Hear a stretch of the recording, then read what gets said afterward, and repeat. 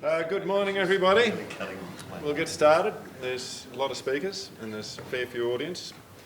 I would just like to start by saying that the thing that micro-budget productions do most often, to their peril, is ignore insurance, which is why it's very fitting that this session is presented by Apex Insurance, who are getting in on the ground floor with filmmakers of the future.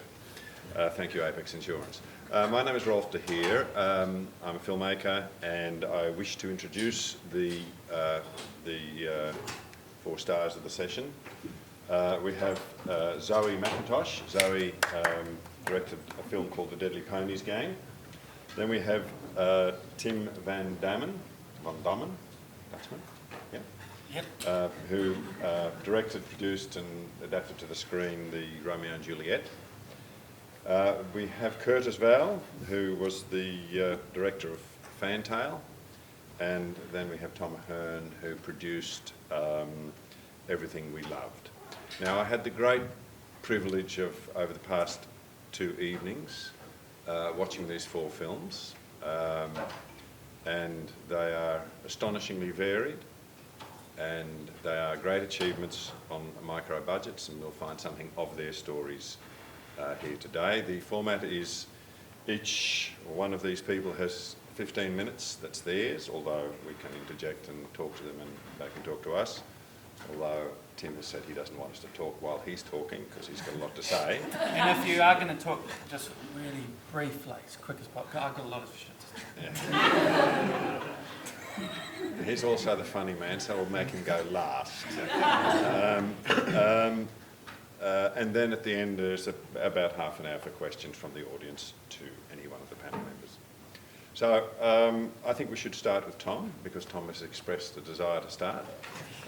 So away you go, Tom. Kia ora koutou. My name's Tom Hern. Yeah, so as Rolf said, I'm a producer. I started out in the screen industry as an actor and worked on various TV shows from when I first left. I left school when I was 14 and started working as an actor. And did a bunch of television, did some pretty bad television. I started out on a sci-fi show for teenagers called The Tribe down in Wellington. And went from there and did a season on Power Rangers, and then landed a gig on Shortland Street and did about a year on there before I moved to the States to give it a crack as an actor over there.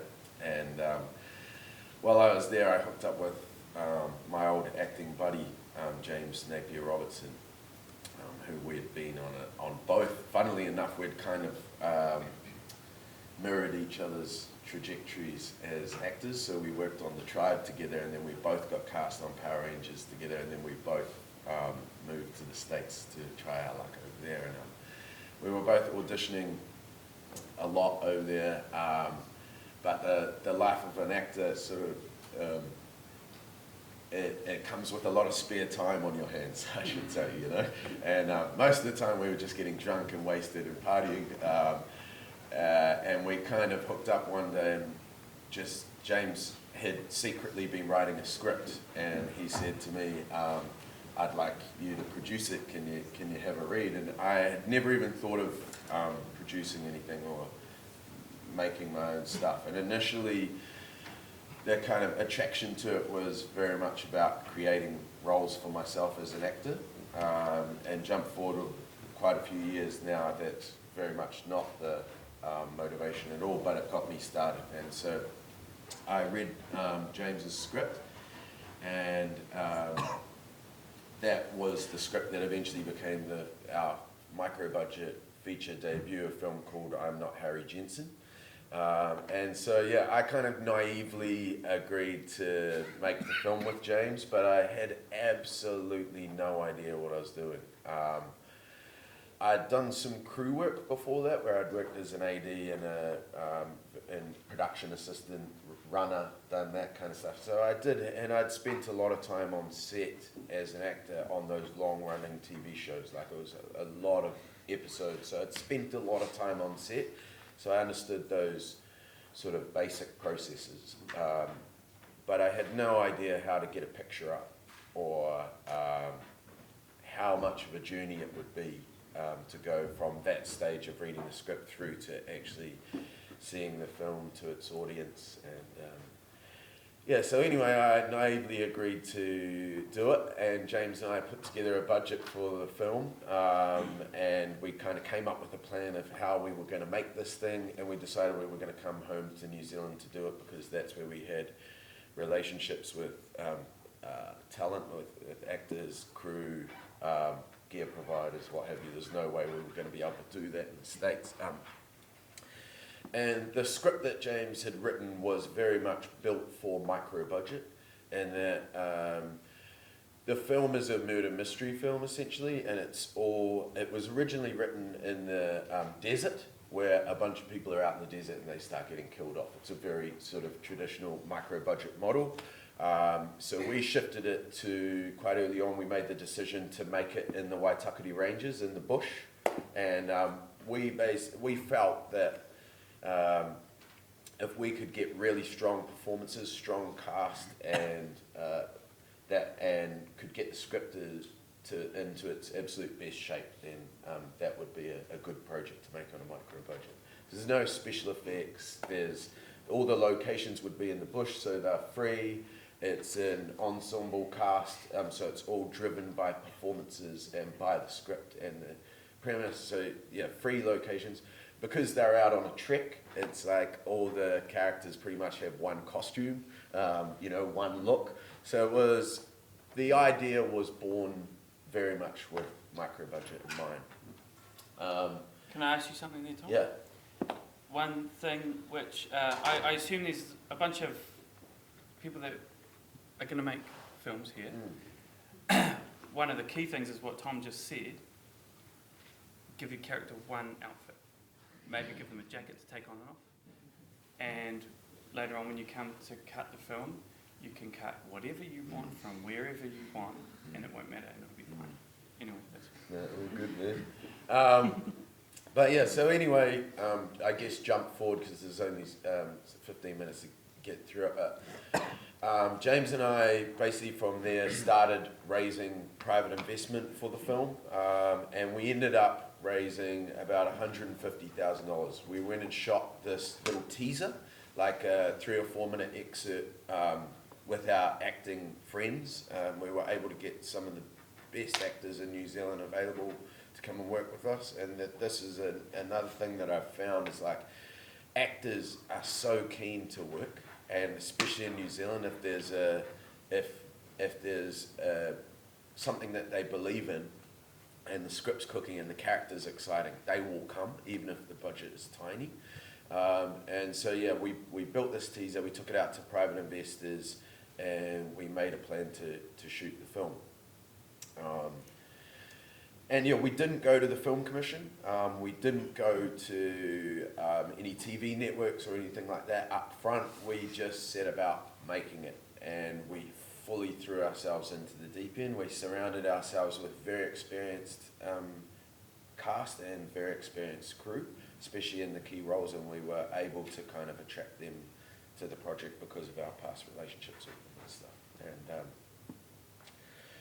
so that was just like, I mean, for someone who had never produced anything, I'd never even produced a short film going into that. And James had directed a couple of shorts, but it was a huge learning curve. It was like a film school for us basically throughout that journey. And how did you convince investors to put $150,000 into using? Yeah, wow, the teaser went a long way towards doing that because we were really proud of the teaser. It actually turned out to be a nice little selling tool, and also we did all sorts of creative stuff to get people on board as now this sort of model's become so common. But we were offering producer credits for a certain investment tier, huge financial incentives in terms of at the back end. But most of all, we found most of our investors were friends or friends of friends or family, and we ended up with 20 different investors for that $150,000. So it's not, they weren't investing big portions of money. But yeah, so jumping ahead, I guess the process, the shoot went really well, and if I look back at a lot of things we did right, we realised that performances were just so important, and James's capacity to direct performances coming from an acting background was really strong. And I think when I look back at the film, that's something that I'm most proud of with that first film, is that the performances were really, really strong. And in terms of how the film went, like it opened at the New Zealand Film Festival and we sold out our screenings there. Then from there we went and did a market screening in Melbourne, and we ended up picking up local distribution and international sales representation, and the film was released in 30 cinemas in New Zealand and sold a few territories offshore. But beyond that, the film didn't really kick on and didn't really find an audience and didn't really succeed. And a big part of that, to be honest, was due to my greenness coming in and really not understanding the full picture. So we put so much focus on making the film and very little focus until it was really too late on who we were really making that for and what our plan was in the long run. Like, there wasn't a holistic picture. We were just kind of gung-ho, let's go and make this movie. And the great thing about that is that it did its job for us in terms of our career. So the film was a calling card. It put us on the map with local funders, local networks, distributors. So it put us in a position to make further films, which now we've been lucky enough to kick on and do. So I've got another micro-budget film that we've just finished that we're about to release, and so I was able to take all those learnings from Harry Jensen into that, and all those things that I fucked up, basically, and try and make them right the next time around. And also we've been able to get a bigger budget project up off the back of that, which is now in post-production. So yeah, it was an extremely beneficial process on a micro budget in so many ways, but I reckon probably the most valuable thing was just the learnings that James and I had taking forward, both about micro budget and how we want to apply that, because we want to keep making micro budget films as well. But yeah, also for me, very much about the business side of things and trying to actually make what we do sustainable. Because I love it. I mean, I am a creative first and foremost and a lover of cinema, and I want to keep doing this for the rest of my life. So I'm putting an increased amount of energy and focus on how I make that sustainable for myself. And part of that is about thinking about the holistic picture, about connecting with the audience. And yeah. So yeah, I guess there were a couple of things I just wanted to say. I won't go on too much longer, but just about micro-budget filmmaking and what we did learn. And one of those things is that I think micro-budget depends on the perspective that you take towards it, but or out of it. But for me, micro-budget is a license to be bold. And I think with I'm Not Harry Jensen, we weren't necessarily bold enough. We kind of ended up falling into this no man's land of kind of making quite a broad picture, but then not being able to compete with the big broad pictures that have the big named cast and the huge P&A budget and all of that. We just couldn't compete with that. But then at the other end of the scale, we weren't quite risque or bold enough, and actually we didn't have enough balls to actually make the picture that we really wanted to make, because and we sort of ended up falling into a no man's land. And so I guess coming out of that, the micro-budget films that I want to make are the ones that take risks, that actually are bold and brave. And I mean, you know, sit down and watch some of Rolf's films and you'll be inspired exactly in that way of thinking. But that kind of boldness is what I'm excited about. And with our latest film that we just wrapped, or that we've just completed post on, Everything We Love, that was something that I really tried to take into that approach, was to just take some risks, because the irony is that is actually more likely to connect you with an audience in such a saturated marketplace that is full of content. What is going to cut through is something fresh, something bold, something original and brave. So that's kind of where I'm at with micro-budget filmmaking. But I love micro-budgets, and making everything we loved alongside Genesis, which is our bigger budget project. We've just made those pretty much back to back in the last 12 months. And I enjoyed both projects equally as much. And, you know, a lot of people find that surprising because they're constantly fighting to get a bigger budget, to get more resource, to throw more at it. But yeah, I think micro-budget films are a beautiful thing and a great fun thing to be involved in. And, yeah. Would you like to show your clip as you were finishing? Sure thing, yeah. You're out of time. So, yeah, out of time. But the clip that I'm going to play is from Everything We Loved, and it's...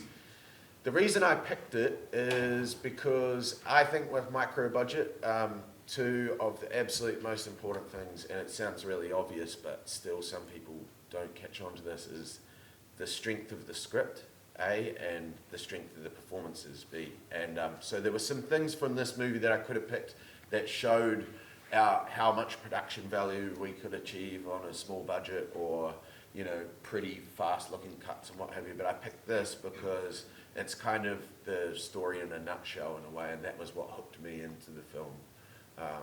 So yeah. I often enough have cause to say that if you get the script right and you cast it well, you can practically shoot it out of focus and it will work. But if you get the casting wrong, or if there's one bad performance, you don't have a film. Now, Zoe's clip seemed to be next, so if you want to go next, why not? let's go next. Okay, can we actually play the clip first, just so we know what we're talking about? Okay, okay, I'll try and make some sense. Pretty much, I was in Berlin and I watched this fantastic Turkish filmmaker, and I remember listening to him, and he was like, you know, he really wanted to make films, but he just couldn't get the money, and he didn't really trust in his stories. He wanted to kind of hide a little. So he started making films with his friends and his family and just shot it himself. And I was like, okay, this is quite cool. So I came back to New Zealand, and I guess for you guys, you know, you're probably here because you want to make low-budget films, maybe. Anyway, my biggest thing would be like, use what's around you. Tell the stories about the worlds that you know, and you know, if you want to, I think it's fascinating territory to be using friends and family, because immediately you're very comfortable. In this film here, I used to be quite one of those fucking annoying horsey geeks back in the day, so I knew that pony club world quite well, but I also have a deep love for hip-hop and ghastly gangster culture too. So yeah, I was immediately drawn to this, but I think first and foremost, there was real heart and an interesting story behind the silliness, which is one guy, Dwayne, the skinnier one, has no teeth, and the film will get into that later, but it's really a story about friendship and the length one guy will go to help his mate get some teeth. He deserves to be sexed up, Clint said. And fuck, I thought this is a really unique story. This hasn't been I haven't seen this in cinema before. But just the beauty about it was these two guys, and you could see it throughout the whole film, is there's this gorgeous connection, which I thought was bloody lovely. So I couldn't be bothered waiting around for funding. It just bores the shit out of me personally. So we just started making it. I produced it. I'm not a good producer, but I just had to do it. And yeah, just use what was around us. Also at the time, because I make documentaries, a lot of people tend to tell me when they've come across some out of it character. And someone had mentioned the Rhinestone Cowboy. And the Rhinestone Cowboy is this gangster rapper in Christchurch who is notoriously known for rapping on his horse about pig hunting and shagging pony club babes or whatever. And you know, I was just like, this is unbelievable. It's all too deliciously surreal and ridiculous to be true, but it was true. So yeah, I guess I was just collecting all these odd little elements and weaving them together into this film, which I never actually thought would make sense, but it has kind of made sense. And it seems to be doing, it's that thing that you were talking about before of, I guess being, having the balls to make bold decisions. And because we had no funding, we had no one telling us what to do, we could be super playful. Not only that, the crew, which I highly recommend, was fucking skeleton, like skinnier than a skeleton. It was fucking tiny. And so everyone was, right down to the art department, she was throwing in ideas of what could be, fantastic. And it was just such an enjoyable process. And yeah, I highly recommend that one. You just tell me when I've run out of time. Well, my biggest thing would be get a soundie. If you're actually gonna, if you've got any money, the biggest regret is trying to do sound and direct sucks. And not to mention, lovely old Roger is up there. They kindly helped out with the sound later, but it was just a nightmare doing sound.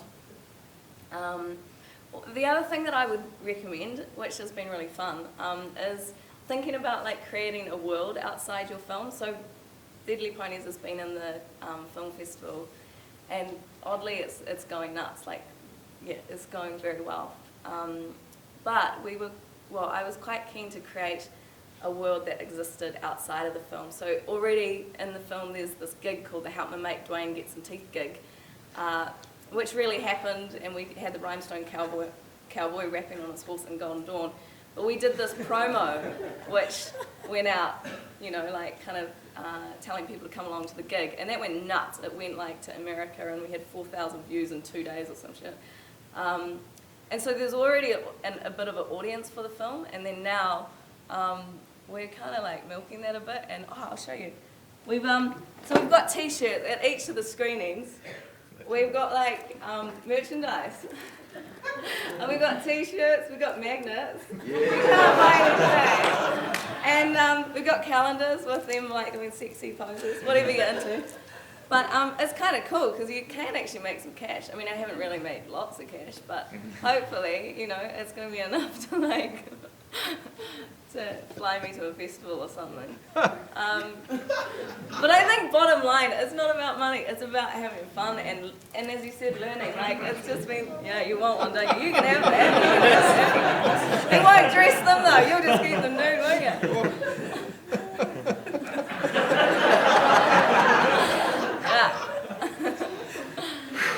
Yeah. Anyway, it's about having fun and it's about learning, and if anything,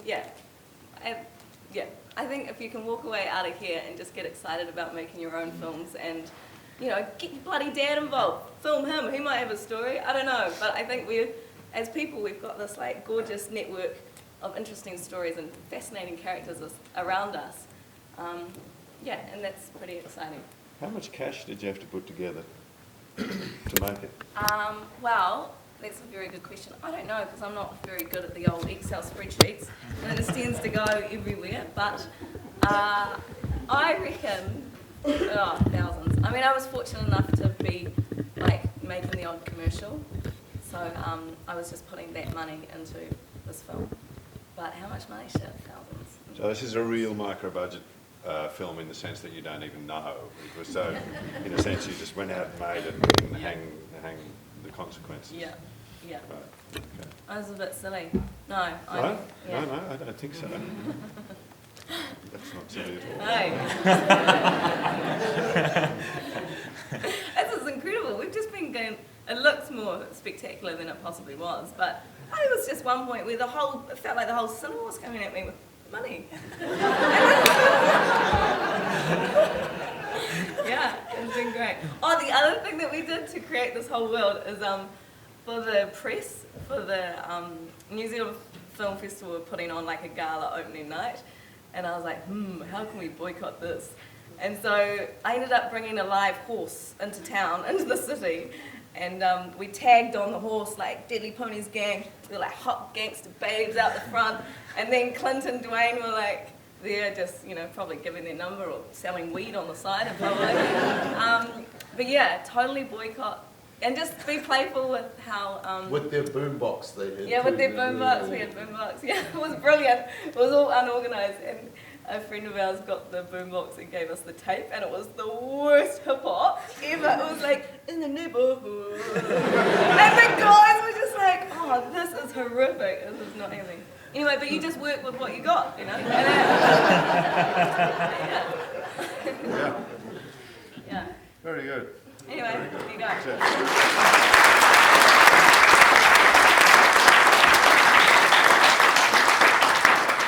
Okay, Curtis, your call. Hi, yep. Shall I play my clip first? It's up to you. I'll your 15 I'll minutes of I'll fame. get the clip out of the way. Okay. That'll chew up Can a we couple just- of minutes. Yep. Can I have this, really? Yeah, you can. I'll tell you a little bit about myself. I also have, it's interesting hearing you, Tom, I had a similar kind of background. I started off as an actor, trained at Toy Fricati in 2000 and did nothing for about 3 years after that. Then just kind of got frustrated with the acting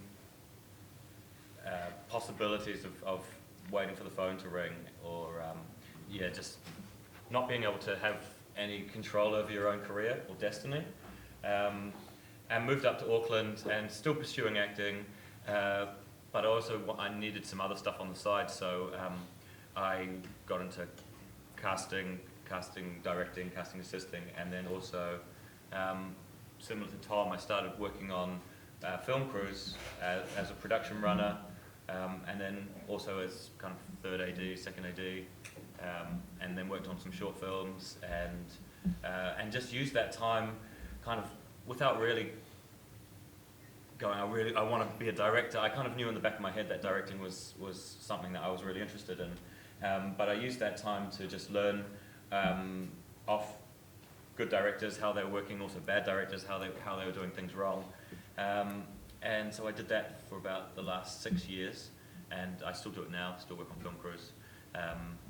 And so I guess those worlds of the casting and the production side of commercials and TVs and also my acting are the kind of the three elements that's all I've got to use to work towards my directing, which is now my kind of sole focus.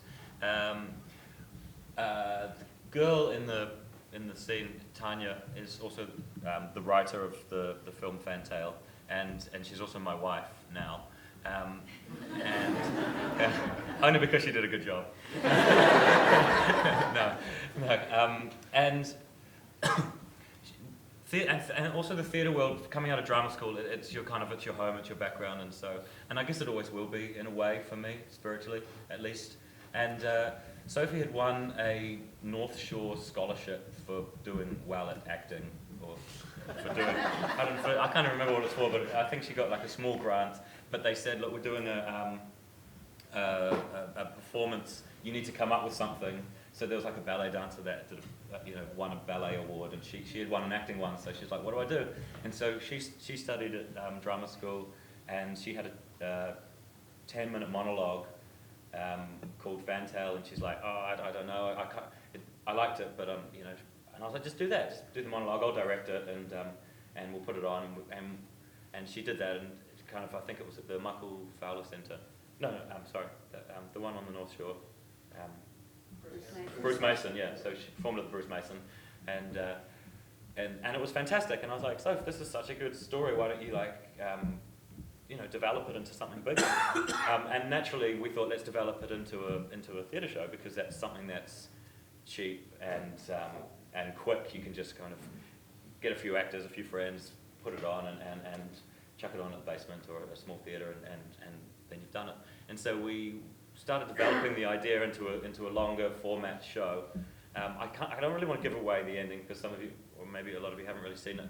But the monologue that she wrote is kind of post the events of everything that the film is, if that makes sense. So the monologue is kind of a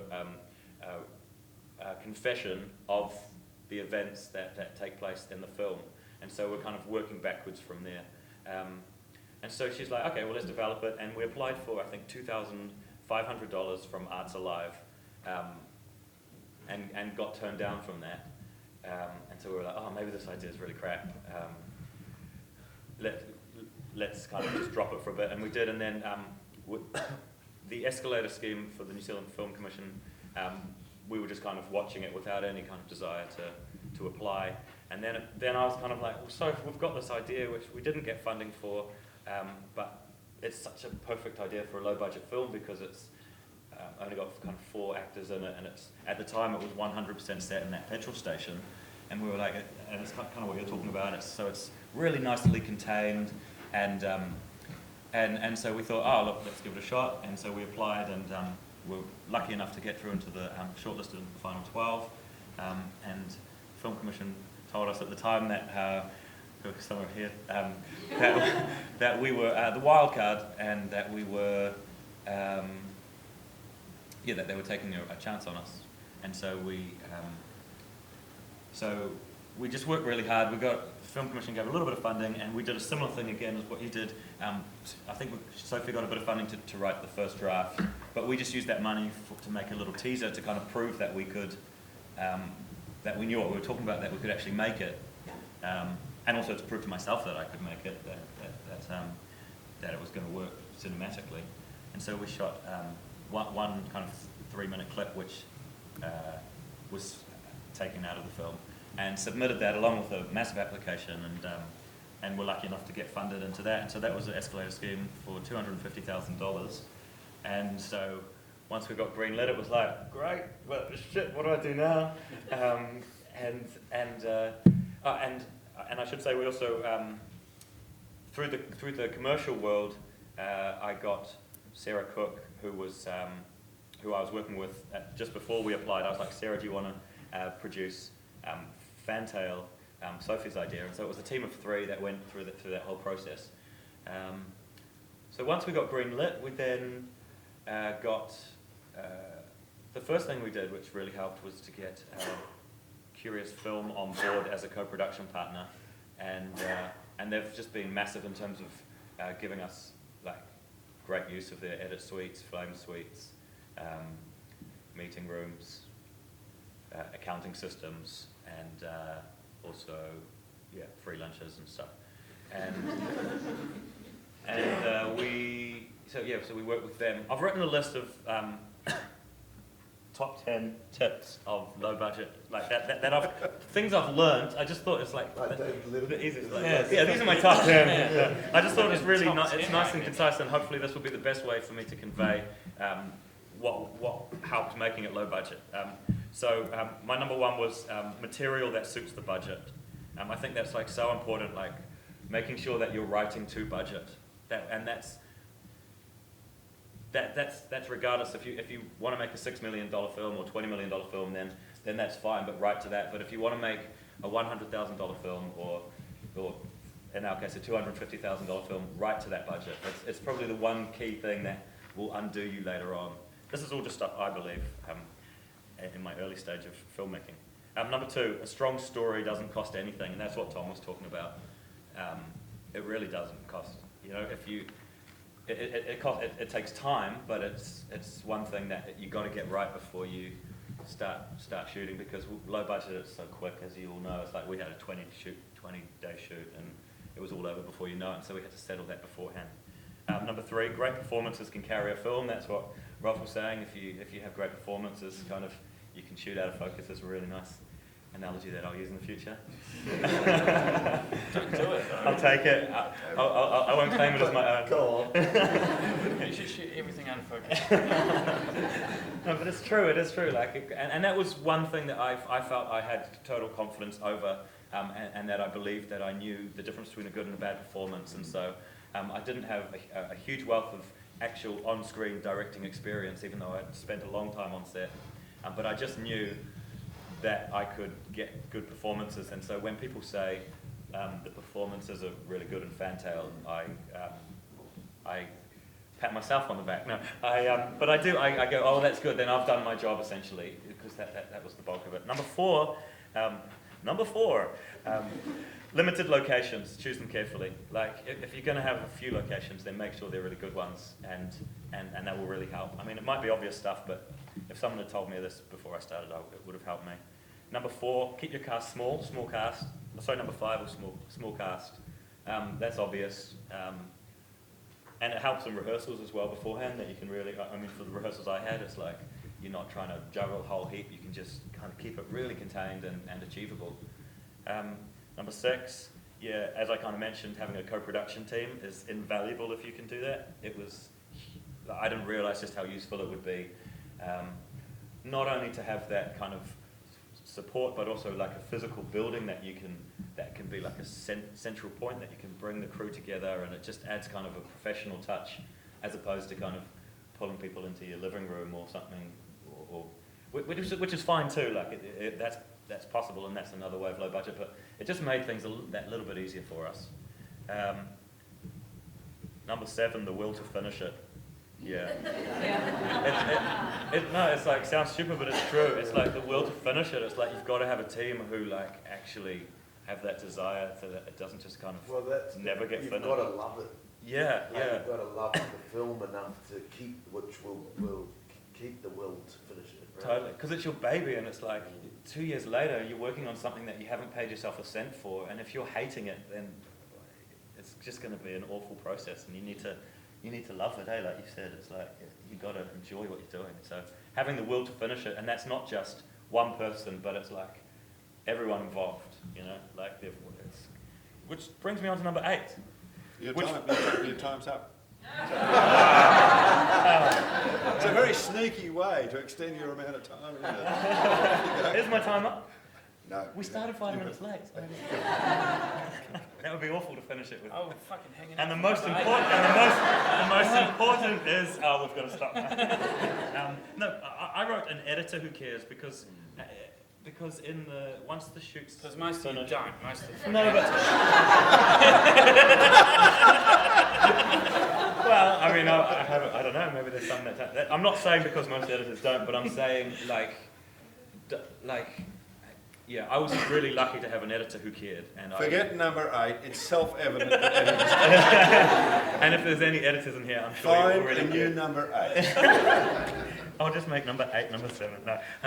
Yeah, an editor who cares in terms of, because they're going to be on board for months afterwards with you, and if you can edit it yourself, fantastic. But if you can't, it's just going to be you and him or her stuck in a room, and they become kind of another huge creative cog in the machine. So I had to write that. Number 9, beg, borrow, and steal. Be brave to ask. You don't get anything if you don't ask. And that was something that I personally find quite hard to do. But if you do it, you'll be surprised at how many people will offer you stuff for like nothing or for free. We got to shoot at Rainbow's End for free, and people are telling us you won't be able to get in there. You know, it's like $5,000 a day just to use their roller coaster for like an hour, and it was like, oh God. And we asked and managed to get a meeting, and the meeting went well, and essentially she said, yeah, we'll support your project. And it's like, we were so lucky. Just ask and beg, borrow, and steal. That's really important. And then finally, number 10, and it's one that everyone says, feed your crew well, because you're not going to be able to pay them much. So if you can do anything, then feed them well. And yeah, that was. I guess my time's up now, but that was hopefully helpful.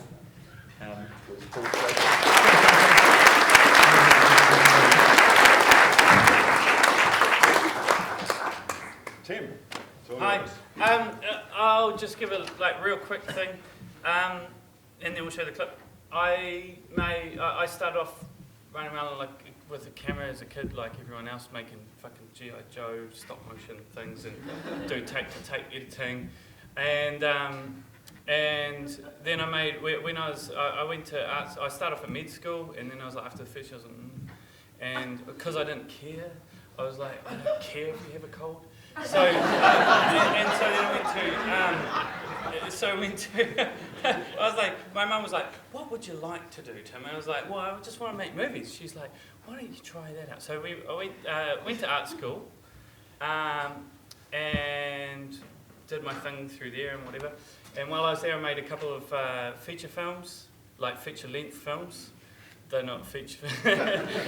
Some bullshit movies.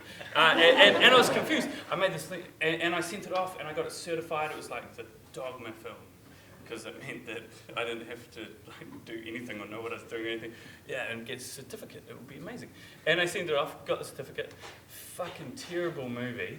And I was like, why does all my shit suck? Like, and it cost me $500. I was like, I worked my ass off for that. And it's like, I thought that everything that, I was like, I've got such good taste. Why does my skill not match my taste? And so then so I was like, I need to work this out. And I was in a band. My band got signed in the UK, and we went and we toured, and I started making music videos for my band. And then that started to grow, and more people wanted me to do music videos, and then I ended up doing hundreds of music videos. And used that to sort of be like, okay, this is how I'm not going to suck. I'm going to find, what I learned is that what you need is to find someone who, they don't want to be a filmmaker, they want to be a DOP. You find someone and she wants to be an art director, and you find somebody who wants to be a costume designer. And you find these people, and you work with them on shitloads of small projects where you have small budgets, and you do a whole lot of them, and you build, you all grow together, and we're all shit, like we're all terrible, but over time, and over projects like building, we got just better and better, and our sort of language and our everything became easier, and over time we managed to build like a great little team. It was just a few of us, and that was really my approach to trying not to suck, and that's all we're all trying to do. We're just trying not to suck, and it's the same with. You know, it's the key to everything. Like when you're editing, you're not like, oh, choose the best bits. You just, get rid of the bits that suck. Like, and that's how you sort of, in my opinion, how things get sort of better. So then I was approached after doing a whole lot of music videos and won a couple of prizes and stuff by some guys who'd written an album out of Romeo and Juliet. They were like, we've written this album, 38 songs. Do you reckon you could turn it into a film? And I was like, yeah, and yeah, probably, and thought about it, and thought about how I would do it, sort of the approach, sort of a strange sort of idea, strange sort of the whole thing. But let's show the clip, and then I'll talk a little bit more. Yeah, so I just chose that because it's sort of silly. But there's a whole lot of other little bits and pieces I chucked in there. But I sort of am going to sort of say the opposite thing that you just said. Because in my opinion, don't be like, oh, I'm going to make a low budget movie. And I'm going to have no locations and small crew and no cast and all this. And this might be completely misguided, but in my opinion, if you've spent the time building up a great crew, and you've spent the time working on something that you really think is great, do whatever you want to do. Just do that thing, and don't even think about how much money you've got for it. Because that's where all the interesting decisions happen. You're like, I'm going to make this idiotic like campground thing. I can't afford any of this. And we can't afford any of this stuff. It's all coffee. It's literally coffee spray painted onto campers. And we had a huge cast. We had a shitload of locations. The time, in my opinion, is best invested in building a team and making sure that you're all on the same page, that you all sort of understand the best way to use your limited resources. And the interest. I mean, the next thing I'm trying to do is like everyone's going to say, fuck off, you can't do that, and maybe not. like, but you know, I'm going to give it a crack. And the reason that I think that we'll be able to do it is because of the awesome sort of team that we've got. And I do sort of think that a lot of the things that are the most exciting parts of what we did came out of not having any money. It was like, well, how the hell are we going to do this thing? Well, we'll just sellotape the camera to the end of this broom and see, and you know, we'll try and do, you know, I had this, you know, particular shots in mind, and it's not like, oh, we can't do this shot because we don't have money. We might have to hire this guy to get a rain machine, and it's like, well, what about just a dude with a hose? And then you sellotape the camera to a pole, and then you drop the camera, and you're, oh, that was not a good idea. Well, let's just try it again. I think, you know, there's sort of like can sort of limit what you're going to do, and like I agree with what Tom was saying about just be bold, like do whatever you want to do, and make it work for you on that sort of on that sort of budget. And the only way you're going to learn is by doing stuff. Listening to me is not going to help you. Like, you just grab what you've got and go out, write a script, write a little thing, whatever. Write something really ambitious, like something that you're just like, what the fuck, you know, and go and do it. And you'll learn way more by doing that than you will by doing anything else. In terms of this film, big cast, big crew, lots of locations, so it's like, what do you do? Well, I really like the idea of setting a musical in a Romanian sort of gypsy world of, you know, rubbish dump. And I just thought, okay, I'd love to have like these really beautiful people, these models, and everything else is just disgusting and rubbish and stuff. And that's just sort of worked in my favour because, I mean, our art department, we go to organic collection. It's all free. It's all just shit. But one of the things that I really was committed to is I wanted every frame of every shot of the film to be absolutely jam-packed. Because I'm just aware that we are working in pictures. Like, that is the difference between cinema and theatre and music, and that you are working in pictures. And that's the only difference. If you're not working in pictures, then put on the stage. If you're working, you know, if it's dialogue driven, just do a radio show. Be aware that what you are doing is creating compelling images, and these images need to draw the world, which is my favourite part of directing. What interests me is creating a world. You know, it's not necessarily the drama that takes place within the world or all that sort of stuff, but it's actually creating something that's sort of a little bit of a holiday. It's a little bit of like, you're going inside of something that's a little bit different and a little bit off and a little bit. Anyway, that's sort of, to me, the main challenge. And in doing this, yeah, so we were like, okay, well, it's all rubbish. We had 3 camper vans, and we managed to sort of build, you know, every scene with camper vans is just the camper vans in a different angle. Yeah, just covered in coffee to make them look rusty and old. And then we chose to shoot in a place where, and I was like, okay, well, I need all these locations, so let's shoot here. And there's heaps of locations, heaps of everything. So what's the best way to do that? Well, we'll just choose a place to shoot where there's heaps of variety of places to go, and heaps of, you know, we're shooting at this place that this guy has in his backyard called the Piggy, which is already, it's already just absolutely disgusting. You didn't have to do anything. And it just sort of worked like that. And so I always think back to looking at things like John Carpenter's first film, Battlestar, whatever the hell it was. And he just built, it's really ambitious.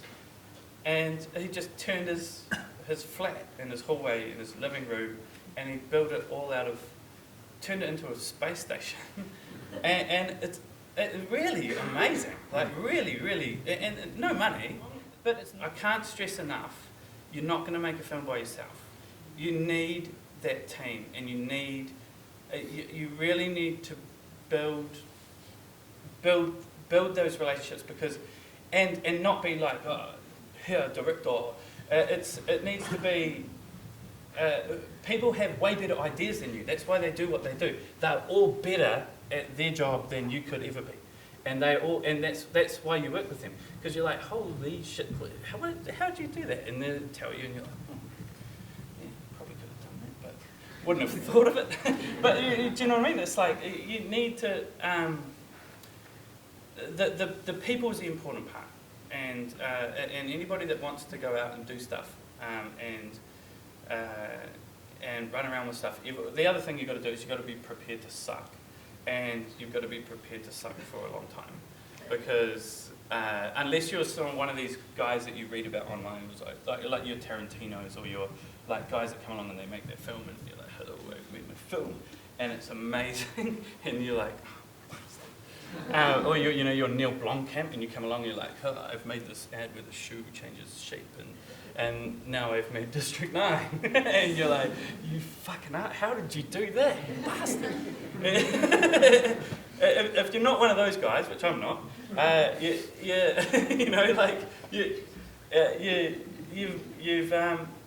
takes a long time, and you've just got to slowly learn. You're like, oh, we could do that. And there's millions of examples to give. Like you could sit around and talk examples all day, but it's really the thinking. It's the thinking that's important.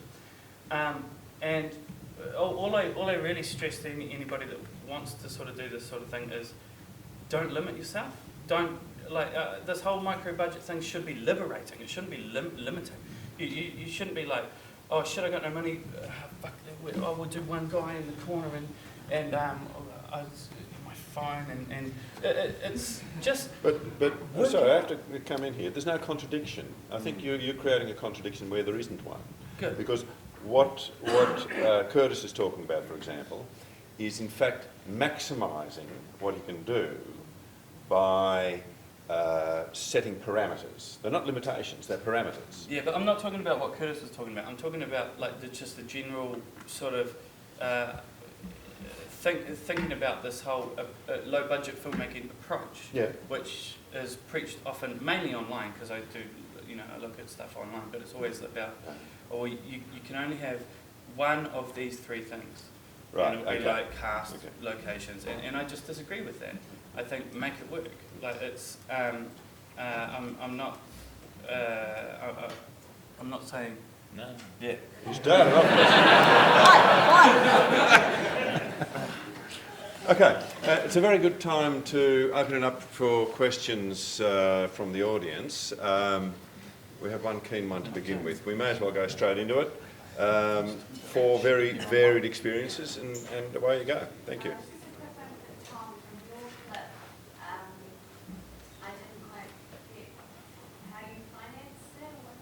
Oh, sorry. Yeah, that one was funded through the Escalator Initiative. So the same, we're from the film was made in the same year as Curtis's film was. Just for your first movie where you got all those investors involved, did they get their money back, and did they go into it thinking they were going to get their money back? Yeah, well, that's a really good question. Thanks for reminding me. No, they didn't get their money back, and no, probably most of them didn't go into it thinking that they were going to get their money back. But it is something that, that's probably one of the most disappointing things about making that, about the end result of that film. And to be honest, I still aspire to pay those investors back further along in our career, and I know that James, the director, feels the same way. As if we can reach the success that we hope we're capable of, we'd really like to pay those guys back. Yeah. But did it make you think, in the future, I've got to make a model for myself that will... Definitely, that's just what fed into... I think that if I'm completely honest, I think that if the film was managed better, I think it could have made their money back. And So a lot of that was just due to inexperience and not really knowing how to connect with our audience. And a big thing was like when we had those market screenings and suddenly buyers and distributors were excited about our film, like there was a real buzz in Melbourne. We were so flattered and so excited by that we kind of did the deals. But in hindsight, I actually think that a more sort of alternative structure of releasing that film would have been the better way to go. But that wouldn't have necessarily got the instant sort of kudos and recognition and ego stroke that we were kind of excited by, to be honest. Yeah. Over there. Well, you started asking my question anyway, Tom. If you were knowing what you know now and you were setting out to make characters again, Yeah. particularly around the exploitation of the film, what was specifically? Yeah, well, I think like, as I was kind of alluding to earlier, I feel like the film fell somewhere in between like a more discerning kind of art house piece and a genre film, and it didn't fully please either. So the art house audience would go, okay, this is a murder mystery film of a bunch of young people who get taken out into the bush and get killed off, and that's inherent in the premise. And even though the execution of it is more kind of highbrow than that, so like we found that art house audiences that actually went to the film quite enjoyed it. But we had like this just real tricky marketing dilemma, and then the genre fans who actually expect a certain amount of like gore and guts and actual like paying, you know, going the whole hog genre, they kind of felt a little bit lukewarm about the film as well. So I think I'd want us to be more clear about what we want to achieve with it, and then just go bold, like really hit that hard. And in terms of the exploitation of the film, I think we would have been better off like pushing really hard for VOD, once we actually had that completed film, I think our audience was a genre audience and a more kind of discerning genre audience, and that might have been quite a small niche audience, but if we could have found that in multiple territories and through a low overhead outlet like VOD, I think we could have recouped a good portion of our money. And But push the film into more of a genre film, knowing that. oh yeah, in hindsight of actually making the film, I think we probably just would have picked a premise that is more like the films that we actually love. Because the funny thing is, James and I aren't mad about genre films. We love art house dramas. But we were, in a way, this ties into what Tim was saying, is we were kind of doing what we knew we could do on a micro budget. And I think what I'm kind of getting from this is neither of these things are mutually exclusive, but I think you have to have a holistic kind of viewpoint of the whole picture. And we probably skewed a little bit too far the first time around towards what can we do, rather than is this actually what we love? You know, is this a true representation of who we are as storytellers? So, yeah. Yes. Tim, I don't know if I missed it, but did you have much of a budget for Romeo? How much did Romeo do? Well, it's all funded by our families mainly. We just put in bits and pieces here and there as we need it. So bugger all really. And then when it came along, finally the film commission helped us finish it with the you know, and we couldn't have done it the way that we did finish it. You know, the actual production budget was bugger because I was going to do everything. You know, because I still did 3/4 of the VFX and all this sort of stuff. But it's originally I was just going to do everything. But we were sort of lucky in that we managed to. I showed an early cut to Jamie Selkirk, and he was like, "Oh, it's pretty interesting. What, you know, how much did you shoot?" And because I treated the whole film like one big set piece, there's no coverage, or you know, very little sort of, because I wanted it to have this sort of, you know, over the top sort of feel the whole time. But I had shot a lot of stuff, and then he came along and he sort of really added a lot of what makes it seem like it's a lot more than what we had. And how long, like, from those guys approaching you with the album to make, like, how long did it take you back?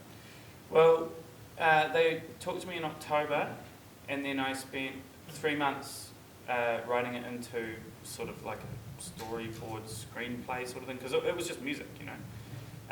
with the and then another 3 months to produce it all, like cast it, get all the crew sorted out, sort out the budget and schedule and locations and sort all that out. And it was all done via Dropbox, so every scene I had scene, and then inside of each scene had costume, lighting, the sort of feel images that it was sort of the feel, bird's eye view drawings, and a whole lot of them. So anybody could go into the Dropbox and be like, okay, well, we're doing this scene. What's it going to look like? What's the costumes going to be like? What's the, all that sort of stuff. So it's really clean. Because I'm like an image hoarder, I just copy everything. And then after that, we shot for 3 months, because when you don't have any money, it's the best thing is to make sure, like the thing I said to everybody before we started, I was like, look, one thing that we can do is, I promise you, I'll give you the time that you need to make sure that what you're going to do is the absolute best that you can do. So you're not, because we can't pay you much, I want you to really be proud of what you've done. I don't want it not only just, I'm not paying you much and you have to sacrifice, and you have to be like, oh, not only am I not getting paid, but I also have to do a shit job. It's like, no, what I can do is I'll give you the time to make sure that it's the best that you can do with what we've got. And so we shot for 3 months, or 11 weeks. I think it's actually one of the most underestimated things in low-budget filmmaking and micro-budget filmmaking is this notion of time, where actually the most important thing is to give yourself much more time than normal, because you need it. And the solutions to many of the difficulties in low-budget filmmaking is, okay, you start off by saying, okay, this is how much money I've got, this is how much time I need, how do I do it?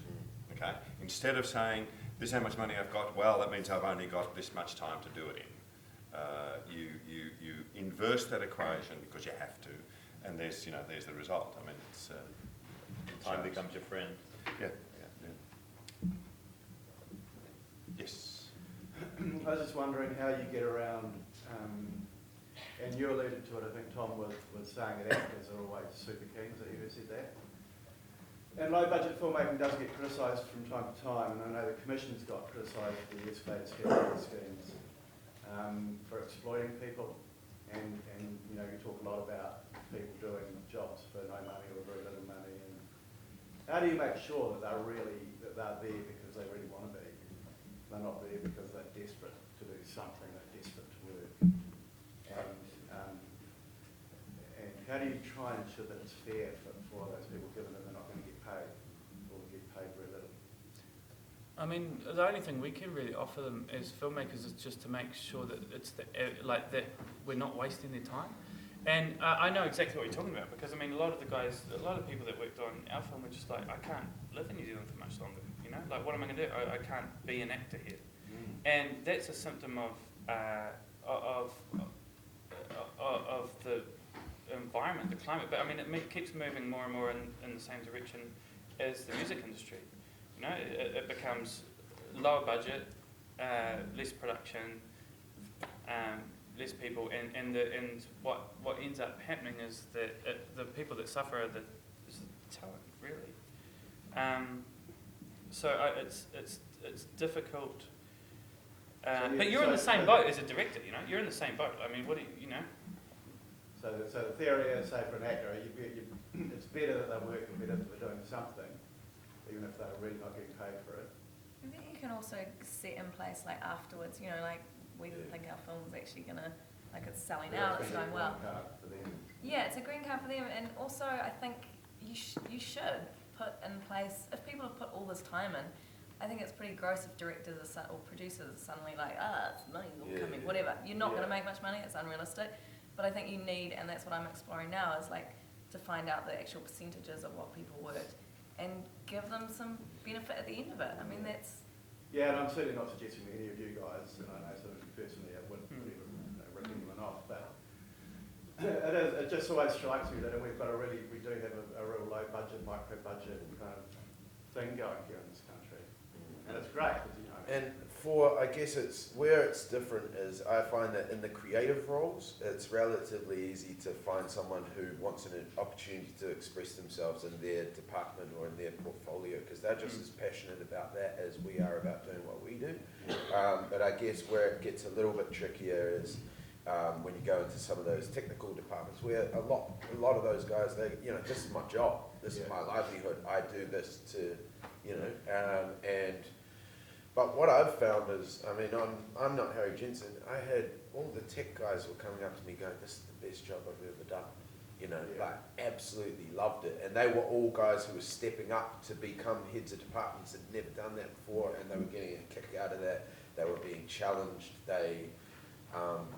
We created an on-set environment that was really like, I mean, that is the thing, is on micro budget, if you lose your crew, you're stuffed. Yeah. You know, and I think more of a focus needs to, an extra focus needs to be placed on that kind of kaupapa and on the kind of, as Fraser alluded to in his blog the other day, the whānau filmmaking kind of attitude is what you have to have, you know.